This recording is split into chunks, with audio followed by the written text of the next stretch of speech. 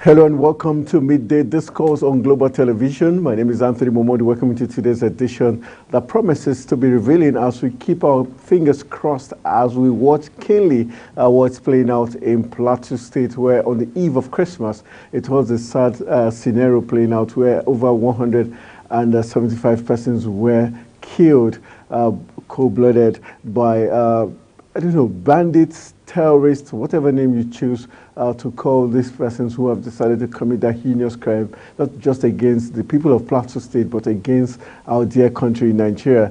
And news reaching us says more disturbing updates are coming out from Plateau State, where the invaders have threatened fresh attacks on the community in Plateau State, and the story says invaders have threatened fresh attacks on community in Plateau State barely 4 days after 195, according to this particular report, and 17 communities across have been, sacked.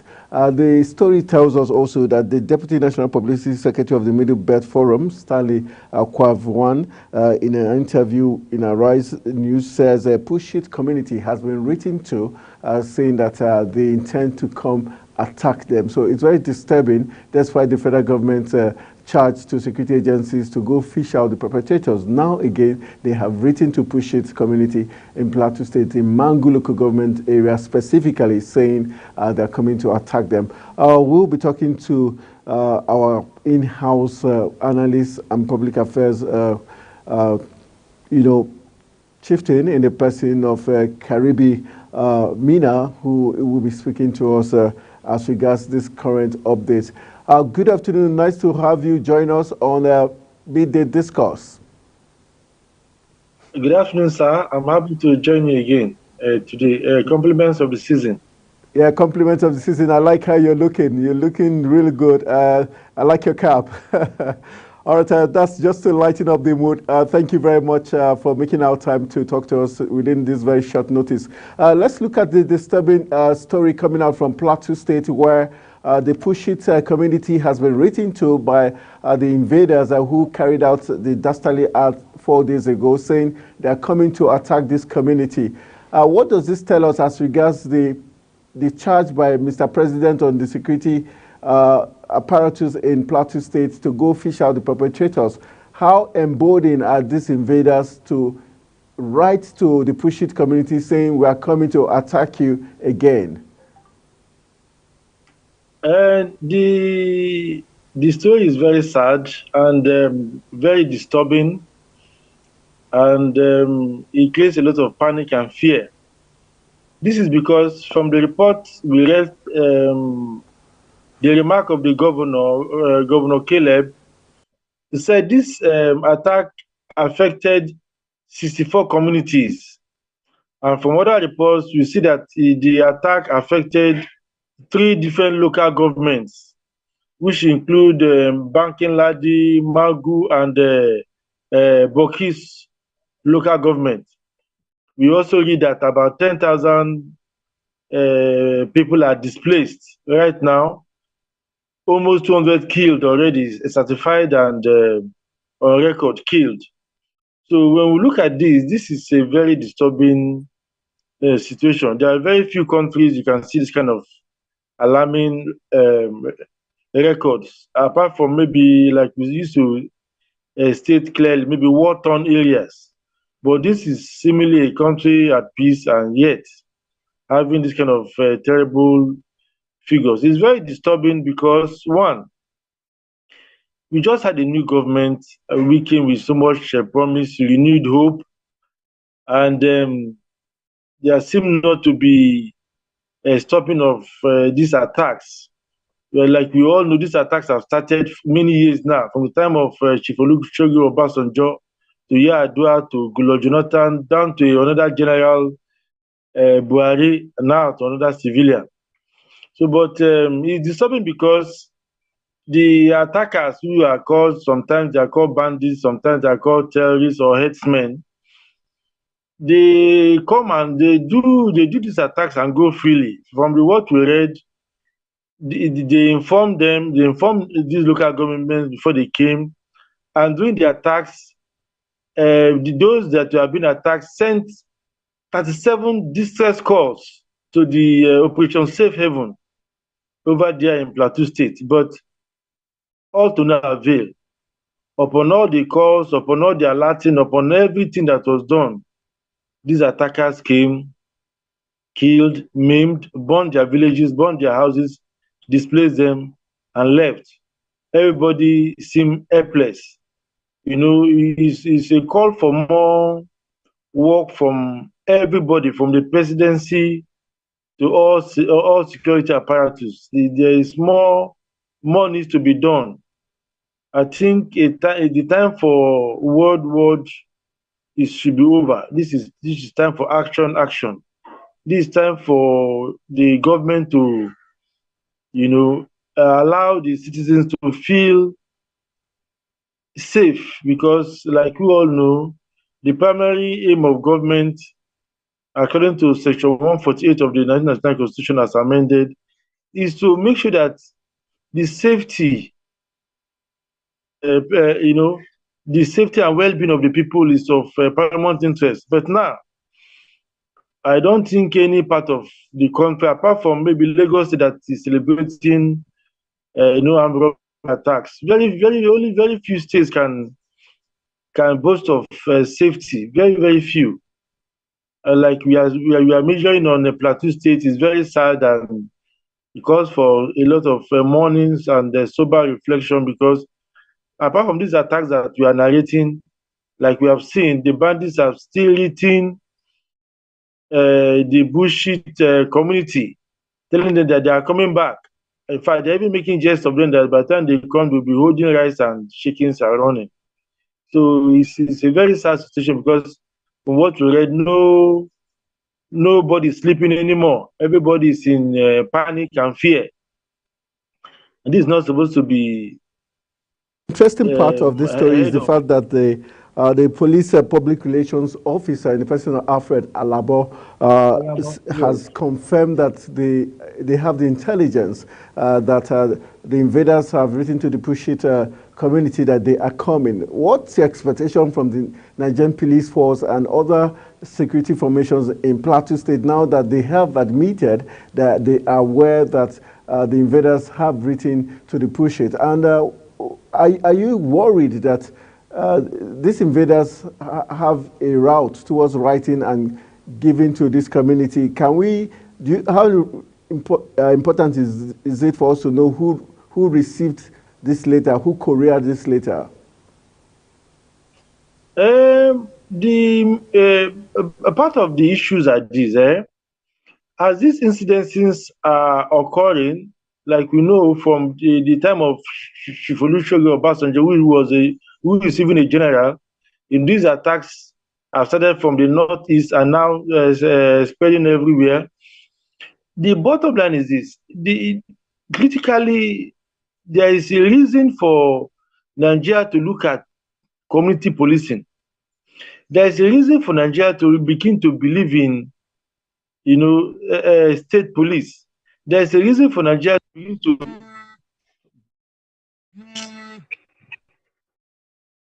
I beg, I'm live. I'm live. Cut. I'm live. Cut. I'm live. Please cut the call. Our analyst there trying to make sure his commentaries are not interrupted. Sorry, already sir. We're looking at Plateau killings. That's our talking point this afternoon on Midday Discourse, as we look at the updates concerning the Plateau killings, where the big story coming out of Plateau currently tells us that the invaders have written to the Pushit community in Mangu local government area saying they would be coming to attack them. Already the police public relations officer Alabo Alfred has admitted that they've got intelligence to say that invaders have written to the Pushit community saying they're coming to attack them. So one would expect that the Nigerian police will be proactive this time around. So in the coming hours, we'll be looking at keenly to how they are able to tackle this menace and probably this time around catch the invaders. Hello, Karibu, are you there with us now? All right. I seem not to be having a good audio. All right. But We'd if you like can to hear get me, from. the whole situation leads to us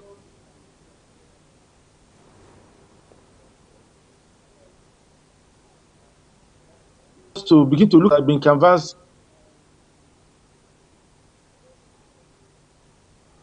All right. I think we're still having hitches as regards talking to. Let's go for a very quick break. When we return from the break, Sorry, I'm having some hopefully. issues with my network, but I'm back now. But I can't hear you.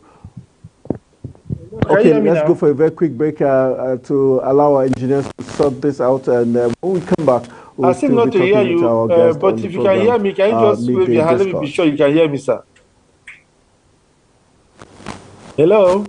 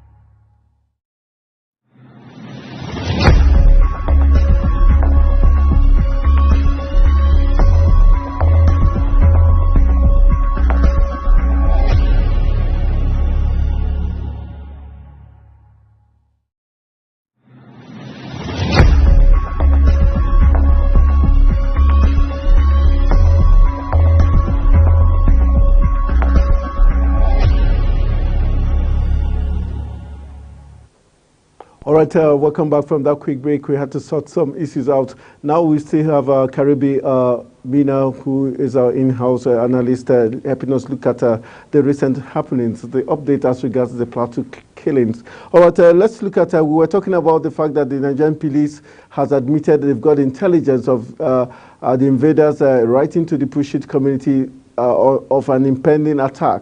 What would be expectations of the Nigerian police force going forward?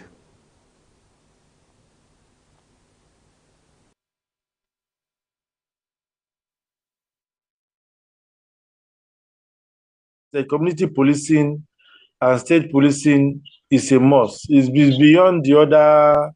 There are other arguments that it will give overbearing powers to the governors and all that. This is because, like you see, people deliver letter. This person delivering this letter may not be from the community, but because nobody really from that community is set out to watch over affairs of the community. Sometimes we know, okay, like look at this scenario now.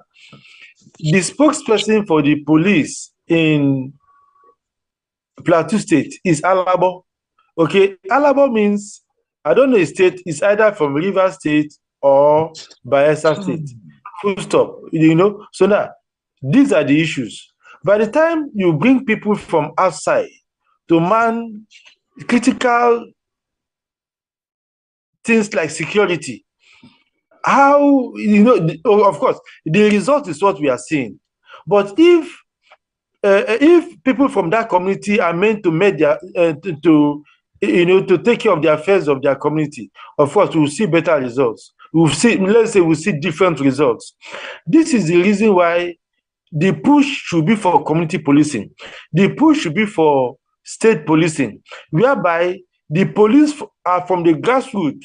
People from that community, people from that area should be charged with the affairs of securing their place. I will assure you that they'll be more passionate when they see strangers, information passing, even like, okay, like in this case now, 37 distress calls, was made to the Operation Safe Haven. If there's real and pure community policing and distress calls were made to, let's say, the police headquarters in Bakin police station, and this police station has been well equipped to withstand such external aggression from herdsmen, I will assure you that they will passionately, dispatch their men to go and defend those 64 communities. So this is why we should really, like your media now, should really push for state policing, community policing, because we have been dragging this issue for almost 20 years, and we don't know how long this conversation will last. We don't know how many more persons will be killed. We don't know how many more communities will be invaded. But we know for sure that these things are not ending. More communities are being distressed. More persons are being displaced. There is more, so much distress and displacement of people and killings of people. Okay? So to solve these matters and these issues, there should the people should look beyond the parochial argument of governors will be too powerful and all that. No. It's not just about the governors being powerful. It's about Nigerians being safe. Right now, yes. Mina, my question to you is, now that the police has admitted that they've got intelligence of an impending attack, what are you expecting from the Nigerian police force? If I need to talk frankly, I'm not expecting anything different. That is the fact of the matter.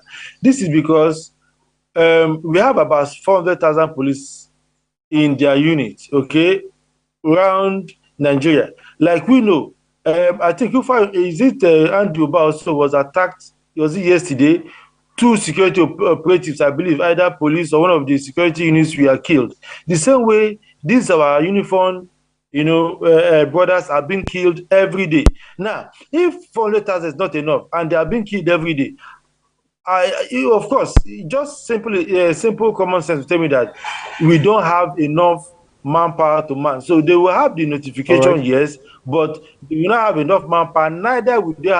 Of course, they say they don't have the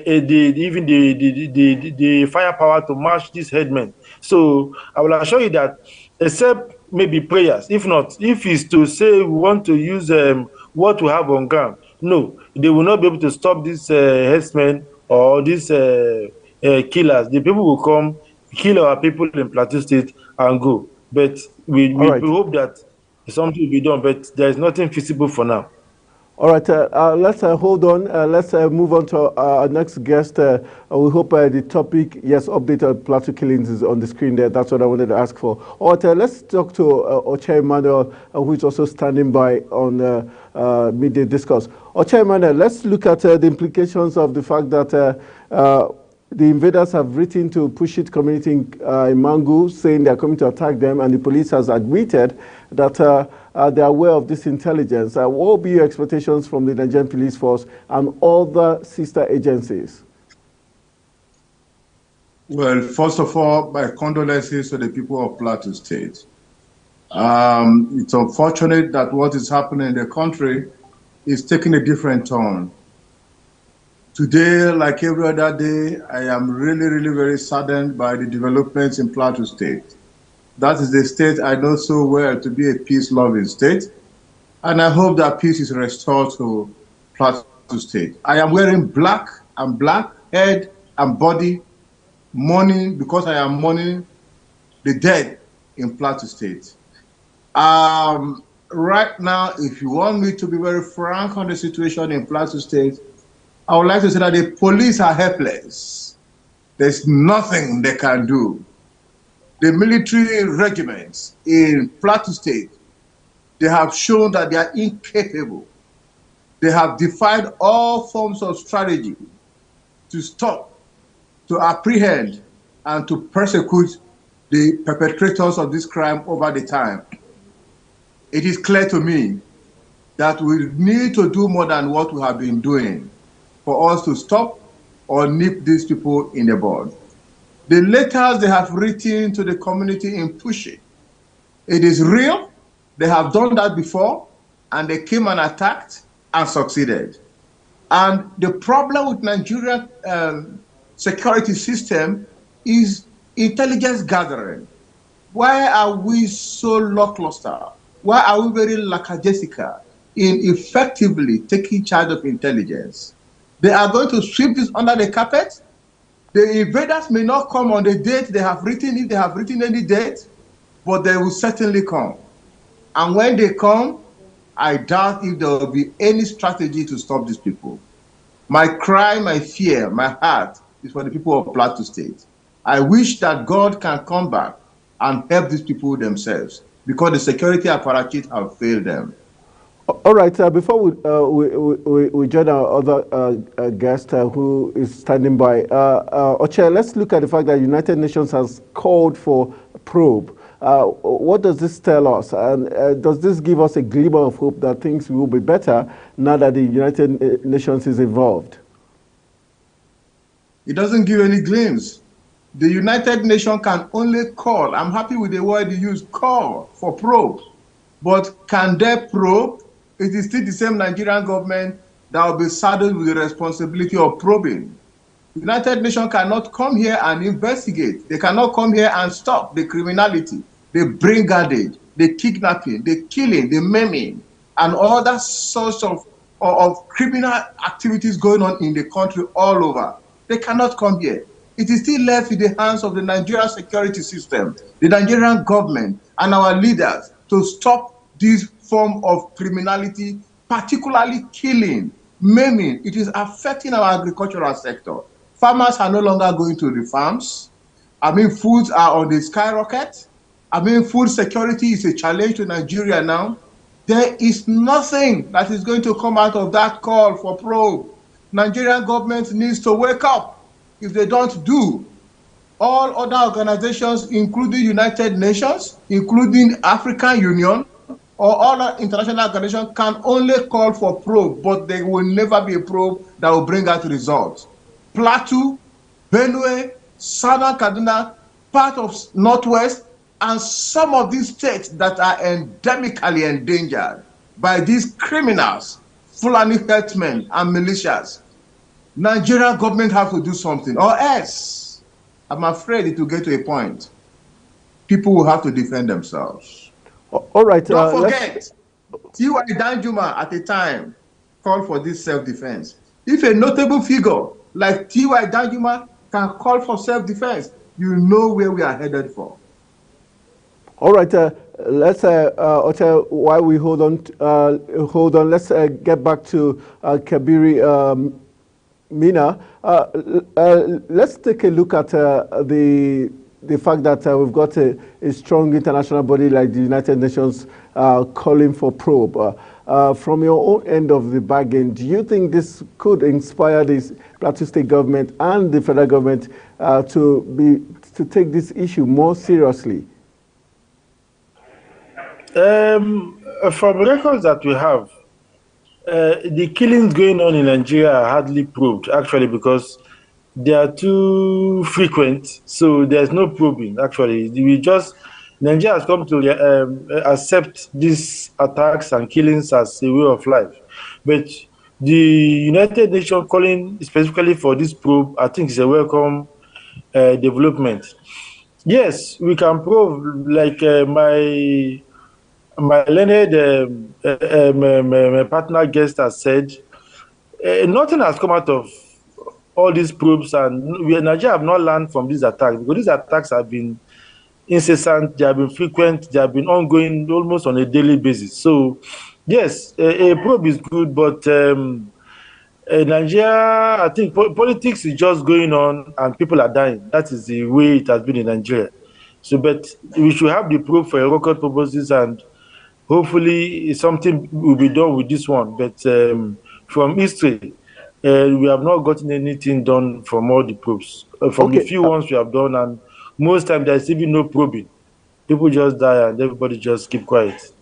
All right, let's look at, would you call for the sack of the service chiefs, the commissioner of police in Plateau State, and for the overhaul of all the security formations in Plateau State, if the perpetrators, one, are not brought to book? Secondly, if the Pushits or any community at all in Plateau is attacked going forward, would you call for the sack of the service chiefs and overhaul of the entire security architecture in that state? Of course, first and foremost, for this kind of attack to take over almost 200 lives, of course, in a very sane clan, the people would have been held to book. The first should be the commissioner of police in the state. And if the situation continues, like you said, of course, those that be called to book will be on the higher level, maybe getting to the IG.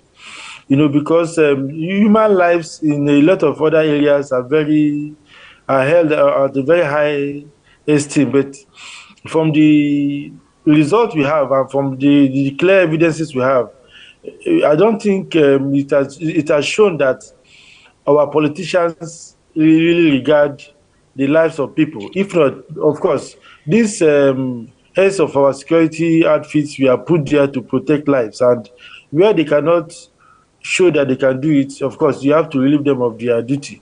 So that is the way it's done, and that is the norm. And so the next person will gear up to perform. All right. So, but let's see how it goes. Yes. All right. Just to put you on the spot before we join our next guest, Mina, would you also call for Section 14B of the 1999 Constitution, as amended, has stated that the welfare of and security of the people shall be the primary purpose of government? Can we safely say the people of Plateau State, alongside other Nigerians, can call for the impeachment of President Bola Tinubu if this continues and the security apparatus fails to achieve the aim of protecting the lives and property of Nigerians? Now, I will doubt very much if Nigerians have died out of these attacks and killings since May 29. I doubt if they are less than 1,000, because this Plateau State is 200. The one in Kaduna State was put at about 150 or thereabout. That's about 300. 3 something. So if you begin to get this data, of course I have them, but I've not really computed them. If I compute them, it's about 1,000. In areas that fight war, my dear people, you don't get up to 1,000 deaths, even in a year. Okay, good. In some places, of course, yes, we have some other figures, but this is a country that's not at war, and yet we have people dying up to 1,000 within maybe 6 months. Or maybe the figure could be alarming because, of course, I've not taken time to really compute it. So, in that kind of situation, what is a president doing if he cannot secure the people? It's hard, but of course, that is the simple truth. If a president will still be sitting down, governors are visiting him, they are marrying and doing parties and having meetings, for what purpose? But of course, that nothing will happen because, of course, the National Assembly is APC and everybody is just jolling and sharing money from when they wanted to go. I mean, not a baseless activity. When they wanted to go on holiday the other time, Fabios on air, we're talking about them sharing money. So this is just Nigerian politics. So, but we hope that Nigeria will grow to the point where those at affairs of government are held accountable. But for now, no, there's no form of accountability. No, there's none. Would you call for the impeachment of Mr. President if this continues? My question. Yes. If there is a clear-cut way of maybe sharing links or sharing a register, of course, I will join and I will call. But you know that after all said and done, it will be sent to the National Assembly, to begin the impeachment proceedings. And I can tell you for sure that this National Assembly is in partnership with the presidency. So I don't think such should be. All right, thank you. Let's get the take of Oche Emmanuel, who is a legal practitioner. Oche, let's look at the issue of suing the federal government and the security apparatus if the Pushit community gets attacked going forward, or any community at all in Plateau State gets attacked. Do the people of Plateau State, does the government of Plateau State, led by Caleb, do they have the legal powers to sue the federal government or all the security apparatus for failing in their duties to uphold Section 14B of the 1999 Constitution? Well, not just the governor of Plateau State, any citizen of that community, any citizen of Plateau State can sue the federal government for reneging, for refusing to effectively implement Section 14 of the 1999 Constitution, which puts primarily the security and welfare of the citizens of Nigeria in the hands of the government. They can sue, they have the right to sue. The court is available for them to seek redress and compel the country, the leadership of the country, to pay compensation. It was done in Benue State when Kastinala was invaded in the days of General Olusegun Obasanjo. The people of that community went to the court and got judgment, and fine was imposed on the government. The people of Plateau State can as well do that.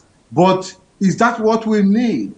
A leadership that cannot stand true to the oath they have taken to protect the citizens of this country.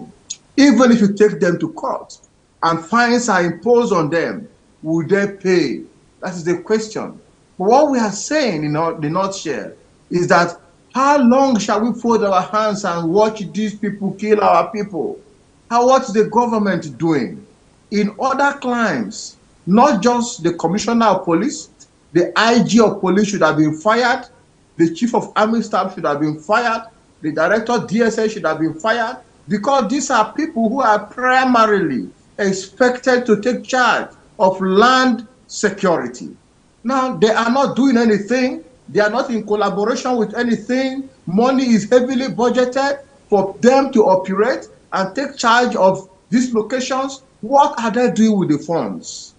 That is the primary question. It is not even all about suing. Suing is conventional. It is the normal thing to do. But in this climate, in this part of the world, our leaders don't even see that as something that will push them that will propel them to do the right thing. They don't have to wait. Do you know that nowadays, when there are attacks and 2, 3, 4 persons are killed, it is not even seen as an attack anymore. People want to see the figure. Is it above 30? Is it above 50? Is it above 100? It is only when it is above this figure that it agitates the mind of some Nigerians. But I tell you, in other climes, one life lost, such life will be searched for using every technical knowledge of the country to ensure that that life, if not regained, is never lost again by anybody, anywhere, anytime. But yet, lives are going. Nobody is challenging them. All right. In this year alone, I heard my co-discussant saying about 1,000. That is a figure that may have been reeled out from most of the areas that are on the spotlight by newsmen. What about in Benue? On the streets in Nasarawa, Abuja, they are killing people, 10 persons, 20 persons, 40. In Benue, just yesterday, Naka Makodi Otupo Road, the Fulani herdsmen will lead people and kill them. That record will never come. So where are we headed for in this country? All right, my last question to you before we switch to Mina, who is standing by. We have blamed the government at the top and at the state level. What would you say about professionals, professional organizations like yours, the MBA, the professionals in the health sector and other sectors?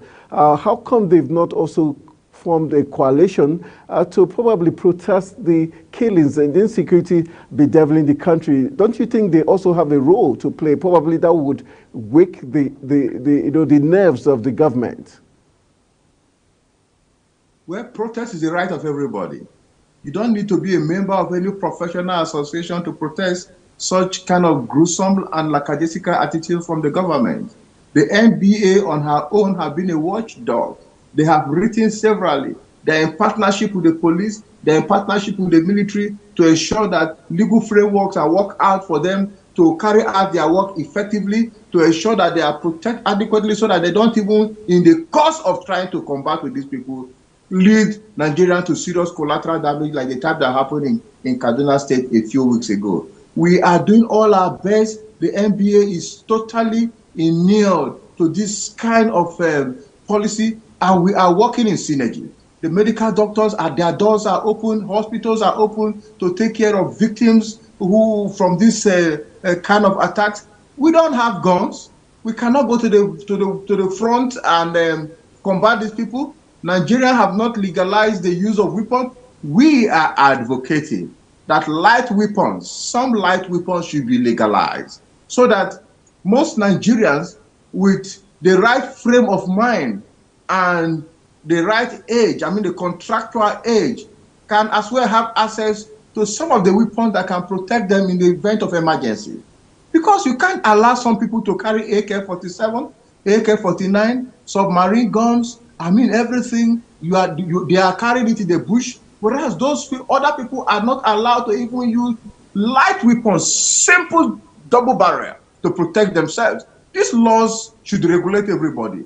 And I tell you for free that General Sani Abacha has said it before, and I've said it on this platform, that if any insurrection, if any crisis lasts beyond 24 hours, government is in the know of that crisis.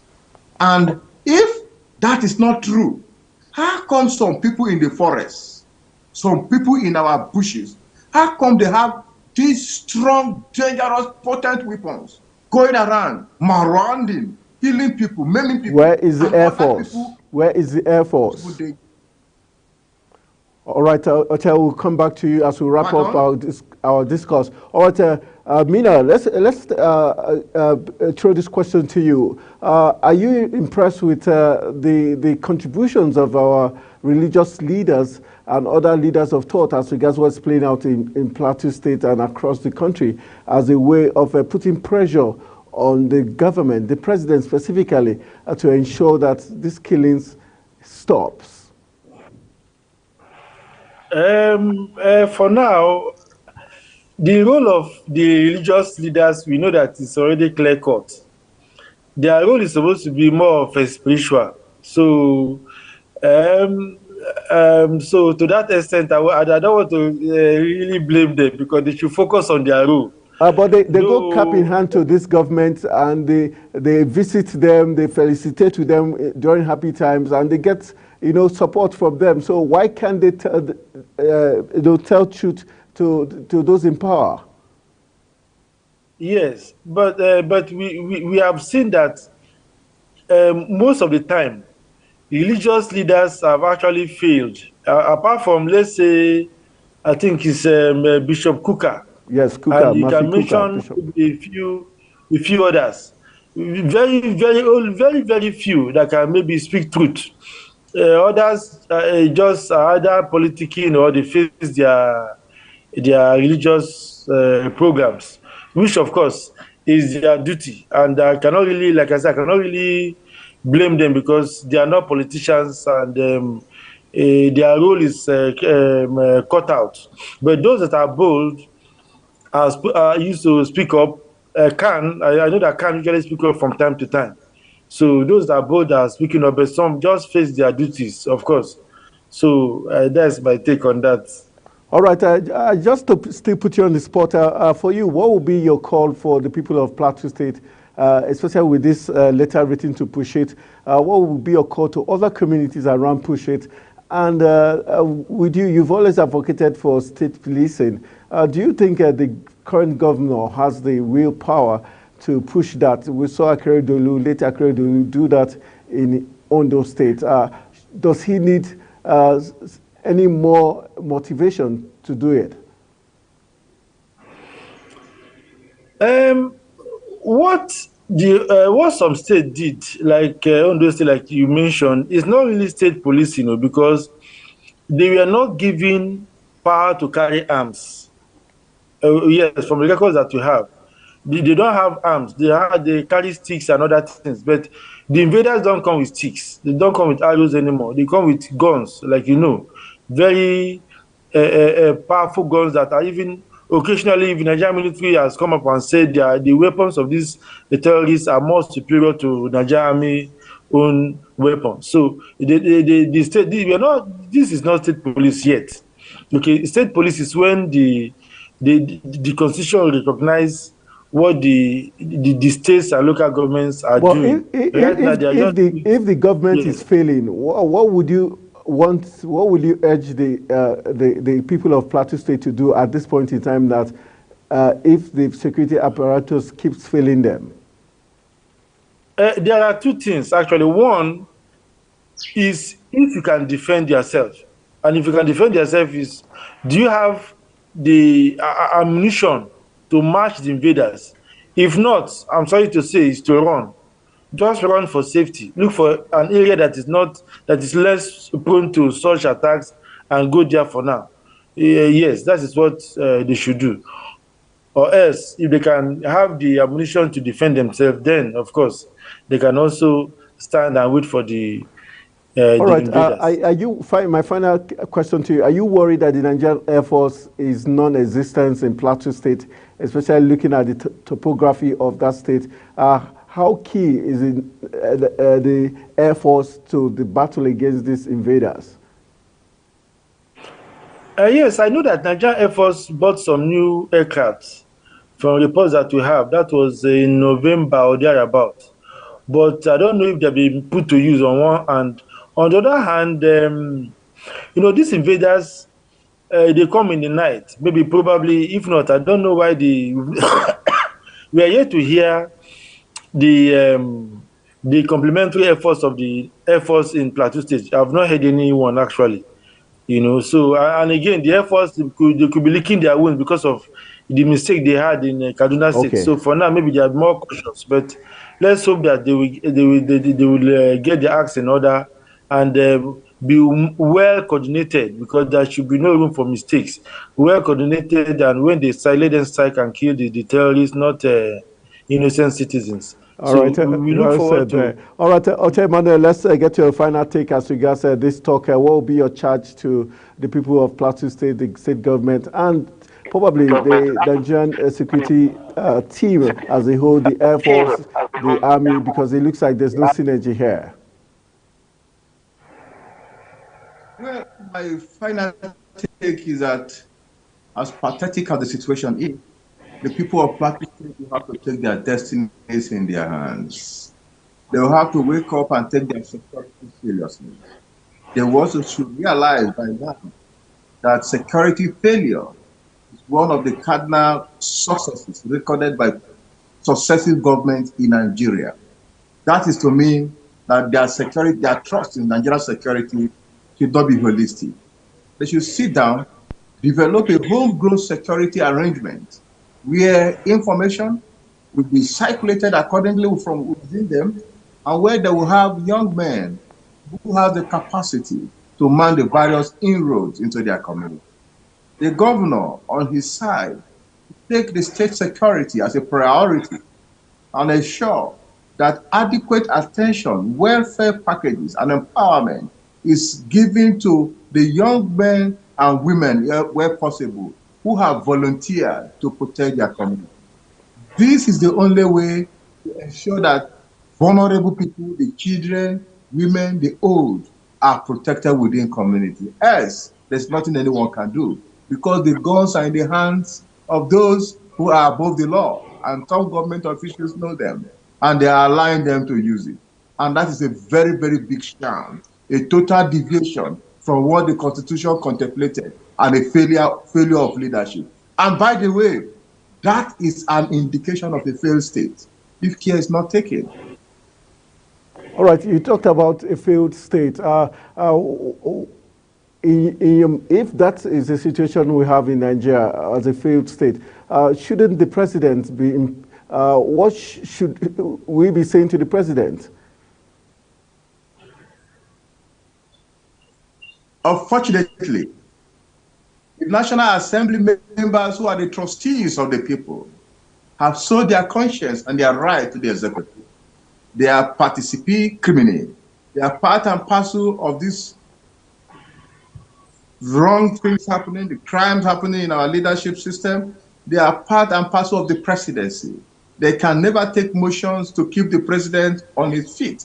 In fact, I dare to challenge them, not with the kind of leadership that they have at the moment, headed by Godswill Akpabio, who literally became the Senate president by the effort of Mr. President Alhaji Ahmed Bola Tinubu.